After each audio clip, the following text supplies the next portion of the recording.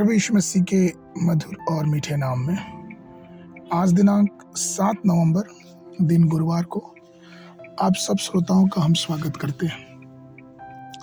आज के दिन के लिए जो वचन है वो लिया गया है मत्ती रचित सुसमाचार उसका 6वां अध्याय 13 पद। और हमें परीक्षा में न ला परंतु बुराई से बचा। प्रियो, इस वचन को जब हम पढ़ते हैं जहाँ पे ये लिखा है कि हमें परीक्षा में न ला परंतु बुराई से बचा, तो हम इस बात को जानते हैं और समझते हैं कि हमारे दिनचर्या के जीवन में किस प्रकार से शैतान हमारे लिए परीक्षाओं को लेके आता। और कई बार हम खुद भी अपने ही कार्यों से, अपने ही व्यवहार से परीक्षाओं में पड़ जाते हैं।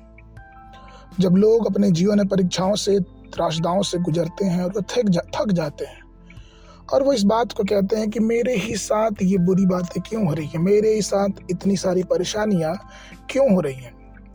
जबकि जो हम मसीही हैं, जो परमेश्वर पर विश्वास करते हैं, उनके लिए 1 कुरिन्थियों उसका 10-13 पद इस प्रकार से कहता है, तुम किसी ऐसी परीक्षा में नहीं पड़े जो मनुष्य के सहने से बाहर है, और परमेश्वर सच्चा है और वो तुम्हें सामर्थ्य से बाहर परीक्षा में न पड़ने देगा, वरन परीक्षा के साथ निकास भी करेगा कि तुम सह सको।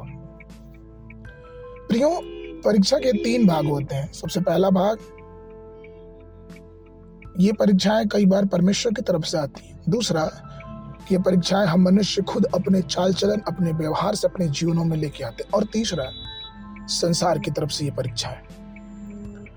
प्रियो, याकूब के विषय में ये लिखा हुआ है, याकूब की पत्री उसका 1 अध्याय 13 और 14 पद में, जब किसी की परीक्षा हो तो यह ना कहे कि मेरी परीक्षा परमेश्वर की ओर से होती है, क्योंकि न तो बुरी बातों से परमेश्वर की परीक्षा हो सकती और न किसी की परीक्षा आप करता है, परंतु प्रत्येक व्यक्ति अपनी अभिलाषा में खींचकर परीक्षा में फंस जाता है। पवित्र शास्त्र का गहरा अध्ययन करने के बाद ये बात समझ में आती है और ये बात बाहर निकल के आती है कि परमेश्वर ने मुख्यतः 5 लोगों की परीक्षाएं ली। उत्पत्ति 22 के 1 में हमें मिलता है कि किस प्रकार से परमेश्वर ने अब्राहम की परीक्षा ली। व्यवस्था विवरण उसके 8 अध्याय के 2 पद में यह पता चलता है कि परमेश्वर ने किस प्रकार से इसराइल के लोगों की परीक्षा ली। अय्यूब की पुस्तक उसका 23 अध्याय 10 पद यह बताता है कि परमेश्वर ने अय्यूब की परीक्षा ली। दूसरा इतिहास 32 अध्याय 31 पद यह बताता है कि राजा हिजकिय्याह की परमेश्वर ने किस प्रकार से परीक्षा ली। और मत्ती 4 उसका 1 पद यह बताता है कि किस प्रकार से प्रभु यीशु मसीह की परीक्षा शैतान के द्वारा ली गई। प्रियो, परमेश्वर हमें परीक्षा में क्यों आने देता है?